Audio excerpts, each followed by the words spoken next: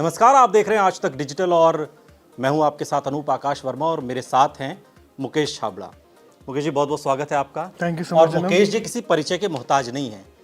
जब आप माया नगरी मुंबई का सपना देखते हैं और सपना जब हिंदुस्तान के किसी छोटे शहर में रहने वाला कोई लड़का कोई लड़की जब उसके अंदर अभिनय का कीड़ा जब काटता है मुकेश जी, तब वो माया नगरी का रुख करता है।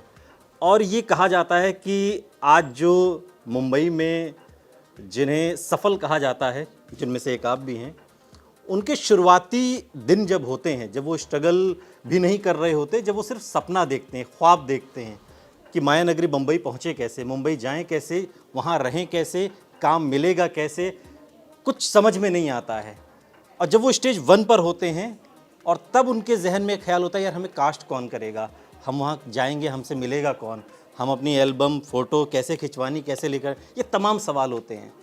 आपकी ये जर्नी कैसे रही, पहले तो आप बताइए, फिर बाकी लोगों पर आएंगे। मेरी जर्नी भी जैसे होता है ना, हर आदमी की जर्नी स्ट्रगल से भरी होती है, मेरी भी वैसी ही थी और भगवान ने साथ दिया। मतलब अच्छा, जो सवाल मैंने बताया कि जहन में होते हैं, यही रहते हैं ना सवाल कि मुंबई जाएंगे तो कैसे मिलेंगे, कैसे मिलेंगे, अब तो कौन हमसे बात करेगा, अब तो उनको पता है किससे मिलना है। हाँ।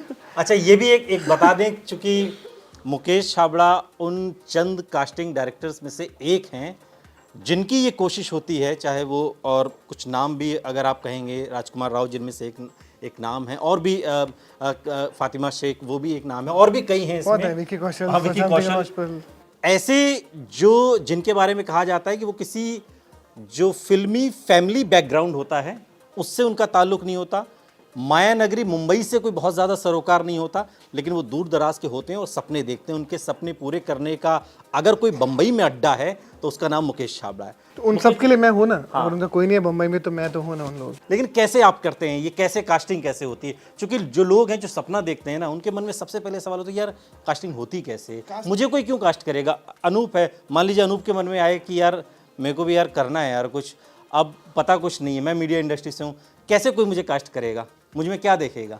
तो एक कास्टिंग डायरेक्टर क्या देखता है? कास्टिंग डायरेक्टर जो है ना, वो एक्टर नहीं देखता है, वो कैरेक्टर ढूंढता है। अच्छा। उसकी कहानी में जो किरदार, जो भी डायरेक्टर ने उसको स्क्रिप्ट दिया होता है, जो भी राइटर ने कहानी लिखा होता है, उसके अंदर जिस तरह के अलग अलग कैरेक्टर होते हैं, आप दंगल देखेंगे तो 4 बच्चे कैसे होंगे, या पीकू देखेंगे, या फिर संजू देखेंगे, या डीडे देखेंगे, टिल्ले बड़े देखेंगे, super 30, Bajrangi Bhaijaan, Tamasha, Rockstar, Delhi Crime, Family Man 1, Family Man 2, तो सब में बहुत सारे कैरेक्टर होते हैं। उनको कैसे ढूंढना है, कौन से रोल में कौन सा व्यक्ति सही बैठेगा, उन लोगों को हमारा ढूंढने का काम होता है। क्योंकि एक चीज़ मैंने कहीं पढ़ा था किसी किताब में कि कोई फिल्म जब बनती है मुकेश जी, तो बनने से पहले वो सारी फिल्म डायरेक्टर के दिमाग में बन जाती है। वो सब कुछ उसे पता होता है कि मुझे स्टेप बाय स्टेप धीरे धीरे कैसे आगे बढ़ना है। एक कास्टिंग डायरेक्टर उस चीज़ को कैसे पकड़, आई थिंक उसके हमको उनके विजन को समझना पड़ता है कि उनको किस तरह के लोग चाहिए, वो क्या देख रहे हैं, उनका ब्रीफ क्या है, कि ये उनकी हाइट क्या है, किस तरह की एज है, किस तरह के लोग होने चाहिए, किस तरह कल्चर के बिलोंग करते हैं, कहानी कहाँ पे सेट है, कि राजस्थान में है, कि जयपुर में है, कि कश्मीर में है, कि अहमदाबाद में है, कहानी का सेट है, उसको हम देखते हैं, उसके हिसाब से कैरेक्टर को ढूंढते हैं और बहुत क्लियर कट हमको एक ब्रीफ दिया जाता है कि हमको इस तरह के लोग चाहिए। अब वासीपुर देखेंगे मेरे, तो उसमें सब, अब मैं इसी पर आने वाला था, क्योंकि कुछ तो फिल्में होती हैं देखिए शहरी बैकग्राउंड पर होती हैं, उनकी पिच शहर की होती है, लेकिन गैंग्स ऑफ वासेपुर तो उसकी बिल्कुल उल्टी दिशा में। उसकी कास्टिंग आपने कैसे की, क्या क्या दिमाग में था? क्योंकि बिहार की पृष्ठभूमि है, हाँ जी, और एक पुराने ज़माने में लेकर चलना है, 50 के दशक में, 60 के दशक की बात हो रही है जो 2000 तक आती है। आई थिंक उसकी कहानी बहुत इंटरेस्टिंग थी। अनुराग कश्यप ने जब मुझे बोला वो फिल्म की कास्ट करने के लिए, पहली बार तो 384 लोगों को कास्ट किया था और लगभग सब के सब नए चेहरे चाहिए थे, क्योंकि फिल्म नई थी, नया कॉन्सेप्ट था, नए लोग चाहिए थे, इतना बड़ा बजट भी नहीं था। आपने एक से बढ़कर एक नायाब हीरे निकाले और सब के सब नायाब हीरे जो है अभी पूरा OTT में रूल कर रहे हैं, बॉम्बे में बहुत बड़े स्टार हैं आजकल की दुनिया में, तो बहुत अच्छा लगता है, बहुत खुशी होती है उन लोगों को। चुनौतियाँ क्या रहती हैं? मतलब चूंकि देखिए कास्टिंग डायरेक्टर की नज़रों से होकर ही कोई चीज़ फाइनलाइज पास होती है, एक तरीके से कहें कि जिसे डायरेक्टर जिसको आगे जिस पर काम होता है, तो क्या चुनौती रहती है? यार यहाँ पर इसको नहीं, यार ये माइनस लग रहा है, ये थोड़ा सा प्लस, क्या आप कैसे जज कैसे करते हैं?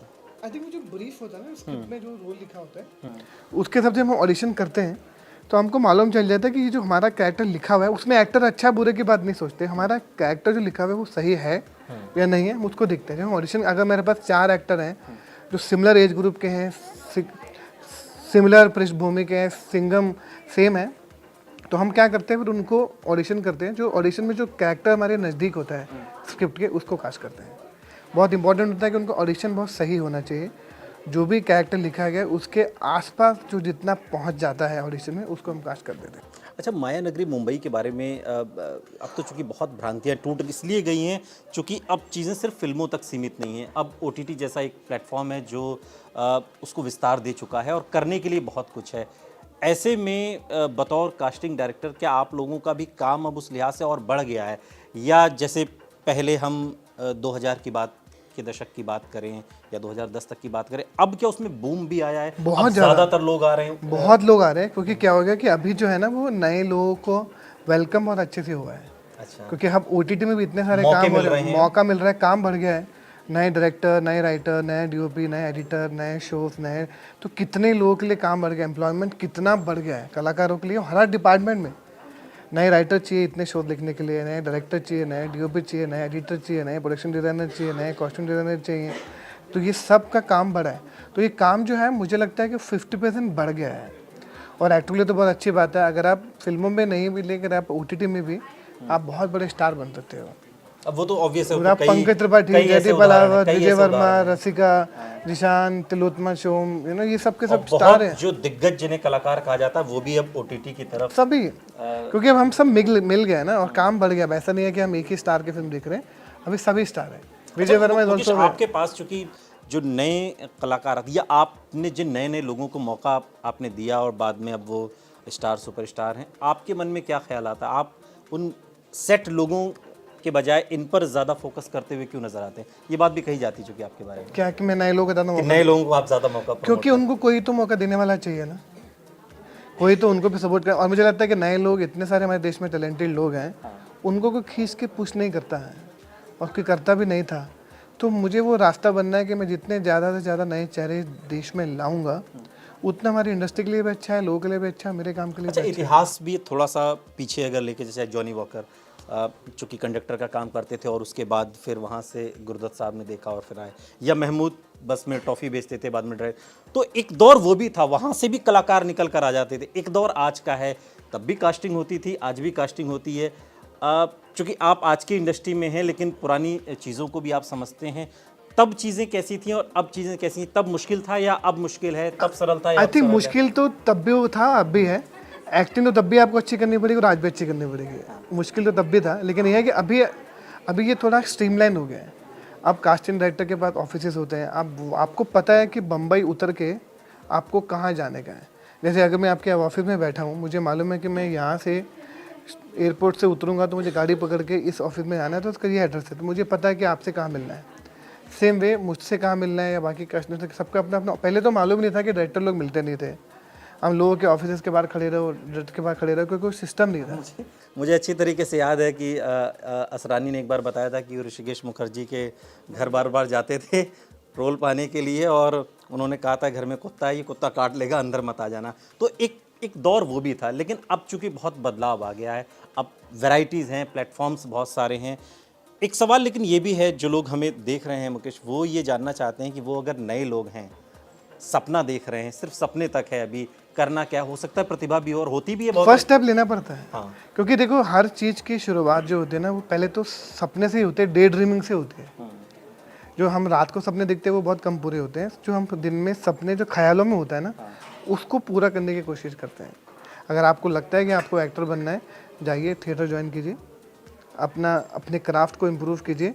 और मेरा ऑफिस और बाकी कास्टिंग का ऑफिस आप सब लोगों के लिए खुला है, ओपन है, सबके अपने ऑफिस है, सबके इन्फॉर्मेशन, सबके पेजेस, सबके रिक्वायरमेंट हम सब ऑनलाइन डालते हैं, रिक्वायरमेंट डालते हैं। ये जो बातें मुकेश जी बता रहे हैं, ये आपके काम की है। हाँ, तो वह जाइए, हम सबका ईमेल आईडी है, हमारा ऑफिस रामनगर में है, हर जगह में ऑफिस हैं।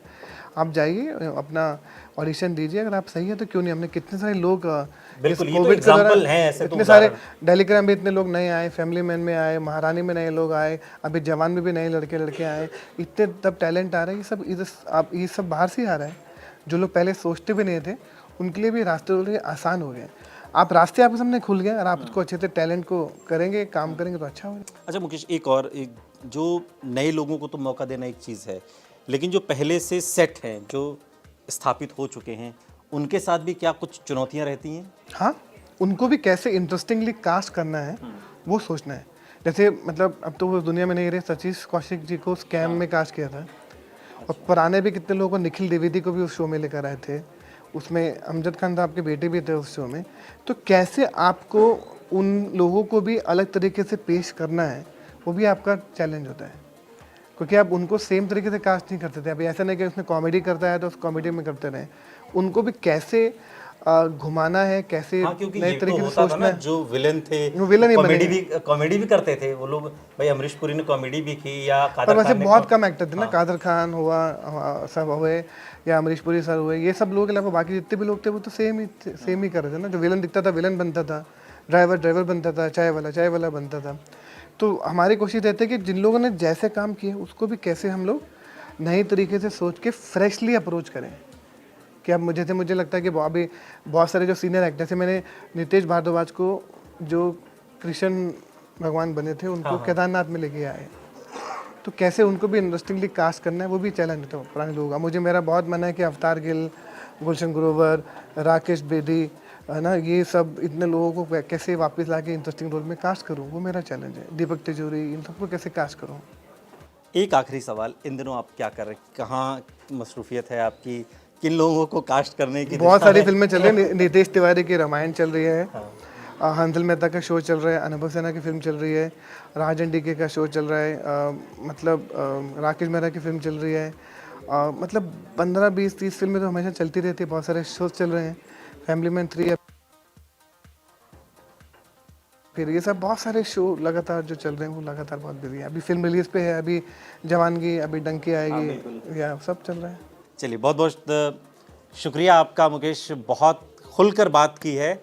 और जो नए लोग हैं जो सिर्फ सपना देख रहे हैं, ये उनके हकीकत में बदलने का एक ज़रिया हो सकता है, एक रास्ता हो सकता है।